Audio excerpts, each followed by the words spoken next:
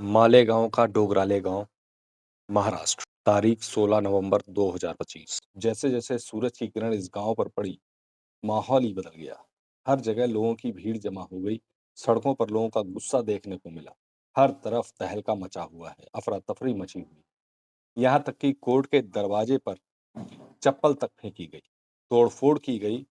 हर कोई आक्रोशित, क्योंकि उन्होंने अदन्या को इंसाफ दिलाना था, जिसके साथ इसी इलाके में रहने वाले एक शख्स ने पहले उसका अपहरण किया, फिर उसके साथ गलत काम किया। इसके बाद उसका सिर कुचला और उसको खत्म कर दिया। और कारण जान लेंगे तो हैरान रह जाएँ। सिर्फ बदला लेने के लिए इस छोटी-सी बच्ची की ऐसी हालत की गई, जिससे पूरा का पूरा गाँव आक्रोशित हो गया और माँग करने लगा कि अपराधी को फांसी की सज़ा दी जाए। दरअसल 16 सितंबर को करीब 3 से 4 बजे के आसपास शाम का वक्त था। 3 साल की अदन्या घर से बाहर खेल रही थी। घर के अंदर उसकी माँ और उसकी छोटी बहन जो कि 1 साल की थी और दादी मौजूद थी। अदन्या की आवाज़ अचानक आना बंद हो जाती है, जिससे उसकी माँ थोड़ा सचेत होती है कि अदन्या की आवाज़ आना बंद हो गई। तो उसने दादी से पूछा कि अदन्या की आवाज़ क्यों नहीं आ रही? तो उन्होंने कहा चुपचाप से खेल रही होगी, कोई बात नहीं, आ जाएगी। अब ऐसे में 20 से 25 मिनट बीत गए और इसके बाद अदन्या की आवाज़ फिर भी नहीं आई, तो माँ थोड़ी-सी घबराई और बाहर निकलकर उन्होंने देखा। अपनी बच्ची को देखने के लिए जब बाहर आई, अब ऐसे में वो देखती है कि बाकी बच्चे तो मौजूद थे, खेल रहे थे, लेकिन अदन्या वहाँ पर मौजूद नहीं थी। ऐसे में वो तुरंत अदन्या की दादी को बताती है और तुरंत अपने हस्बैंड को कॉल करती है। आस-पड़ोस से पूछना शुरू करती है। हर एक दरवाज़ा खटखटाया जाता है और उससे पूछा जाता है कि क्या हमारी बच्ची आपके घर आई? लेकिन किसी ने भी कोई जवाब नहीं दिया। धीरे-धीरे करके चहलकदमी मच जाती है और लगभग 3 से साढ़े 300 लोग इकट्ठा हो जाते हैं, क्योंकि मामला छोटी-सी बच्ची का था। डोगराले गाँव जो कि एक छोटा-सा गाँव था, लोग एक-दूसरे से परिचित थे, धीरे-धीरे करते हुए इकट्ठा होना शुरू हो गए, छानबीन शुरू हो गई।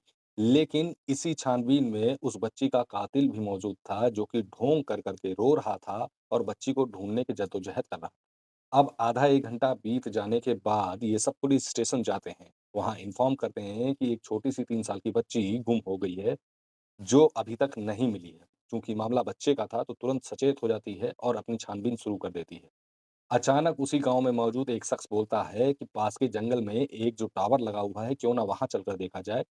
हो सकता है कि कोई उसको किडनैप करके ले गया हो। ऐसे में उस टावर के पास जैसे ही पहुँचते हैं, छोटी-सी 3 साल की बच्ची का शव वहाँ पर पड़ा हुआ था। उसका सिर कुचला हुआ था, शरीर को बेरहमी से मारा-पीटा गया था। किसी ने उसे बहुत ज़्यादा जख्म दिए थे, बहुत ज़्यादा पीड़ा दी थी। इतनी चोटें दिखाई दी कि देखने में लग रहा था कि इंसान की नफ़रत कहाँ तक पहुँच सकती है। पहली नज़र में जिसने भी उसको देखा और समझ में आ गया कि बच्ची के साथ गलत काम किया गया है। अब पुलिस को जब ये लाश मिली, तो उसके बाद लोगों में आक्रोश फैल गया। ये जानना था कि अदन्या के साथ क्या हुआ और किसने उसके साथ ऐसा किया। पुलिस पर भी बहुत ज़्यादा प्रेशर आ गया। ऐसे में उन्होंने सबसे पहले तहकीकात करनी शुरू की और अब छोटा-सा गाँव, जहाँ पर एक भी सीसीटीवी कैमरा नहीं, कोई फुटेज नहीं, तो पुलिस को इन्वेस्टिगेशन करने में भी काफ़ी तकलीफ़ों का सामना करना पड़ गया। अब जब इन्वेस्टिगेशन शुरू हुई, तो पुलिस ने सबसे पहले परिवार से पूछताछ करना शुरू की। परिवार के बाद आस-पड़ोस के लोगों से पूछताछ करना शुरू की। इसके बाद पुलिस ने अदन्या के साथ खेल रहे छोटे-छोटे बच्चों से इन्फॉर्मेशन निकालना शुरू करी और शुरुआत में अपनी एक टीम बनाई, जो छोटे-छोटे बच्चों को बहला-फुसलाकर उनसे जानकारी लेने की शुरुआत करने लगी। उसमें से जब पूछा गया, तो उसमें से एक बच्चे ने बोला कि एक अंकल आए थे जिनका नाम विजय था। जब पुलिस ने बच्चों से पूछताछ की, तो उसमें से एक बच्चे ने एक नाम लिया विजय। उसने कहा कि एक अंकल आए थे और अदन्या को अपने साथ चॉकलेट दिलाने के लिए लेकर गए। अब पुलिस ने जानकारी हासिल करी कि ये विजय कौन है, तो पता चला कि उसी गाँव के अंदर एक लड़का रहता है विजय के नाम से। उसको पकड़ा गया, गिरफ्तार किया गया और उससे इन्फॉर्मेशन लेना शुरू किया गया।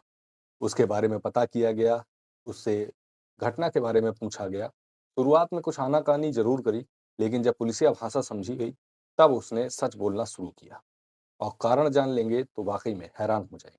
पुलिस ने जब अपने तरीके से पूछताछ करना शुरू की, तो विजय ने सच्चाई सामने रखी। विजय पेशे से एक मज़दूर था, अदन्या के घर से 200-300 मीटर की दूरी पर रहता था। एक रोज़ की बात है कि सुबह अदन्या के फ़ादर अपने किसी काम से जा रहे थे, तो विजय से उसकी थोड़ी-सी नोक-झोंक हो गई और लड़ाई थोड़ी-सी बढ़ गई, जिससे विजय को उसके फ़ादर ने पीट दिया। इसी वजह से उसने ठान लिया कि उसके पिता से बदला लेना है। यानी इस आदमी ने, जो कि अदन्या एक 3 साल की बच्ची के साथ गलत काम किया, केवल उसके पीछे ये कारण था कि उस दिन उसके साथ उसके फ़ादर की लड़ाई हो गई थी। विजय कई दिनों से कोशिश करता रहा, लेकिन एक रोज 16 नवंबर को जब उसने देखा कि बच्ची बाहर अकेली खेल रही है, तो उस दिन उसको सॉफ्ट कॉर्नर मिल गया और उसने तुरंत चॉकलेट के बहाने बच्ची को अपहरित कर लिया। 3 से 4 बजे के आसपास वहां पर उस बच्ची के साथ गलत काम किया, फिर उसके साथ जबरदस्ती यातनाएं भी दी, चोटें भी दी, साथ ही साथ पत्थर से उसका सिर भी कुचल दिया, ताकि उसके माँ बाप ये सब देख के काफी टूटें और दुखी हों, रोएं, जिससे उसको सुकून मिल सके। ये सारी चीज़ें पुलिस को पता लगी, तो पुलिस ने पूछा कि क्या सिर्फ़ इतना ही मकसद था? सिर्फ़ तुमने एक बदला लेने के लिए एक बच्ची के साथ इतना गलत काम किया? तो विजय ने जवाब दिया कि उस बच्ची के साथ ऐसा करके ताकि उसके माँ-बाप से मैं बदला ले सकूँ। पुलिस विजय को गिरफ्तार कर लेती है और गिरफ्तार करने के बाद कोर्ट में पेश करती है। कोर्ट के बाहर तमाम भीड़ इकट्ठा होती है, पूरा गाँव इकट्ठा होता है, क्योंकि घटना बहुत बड़ी थी। केवल 3 साल की बच्ची के साथ बहुत गलत काम हुआ था। कोर्ट के बाहर तोड़-फोड़ होती है। एक औरत यहाँ तक कि चप्पल फेंक के कोर्ट के दरवाजे पे माँगती और माँग सबकी एक कि इस अपराधी ने अपना गुनाह कबूल कर लिया है और अब उसको फांसी की सज़ा होनी चाहिए। समाज में तमाम तरीके के लोग रहते हैं। हमें पता भी नहीं होता कि हमारे आस-पास कितनी सुरक्षा है और किस तरीके के लोग रहते हैं। सचेत रहें, जिससे आपके बच्चों तक इस तरीके की आफ़त ना पहुँचे। धन्यवाद।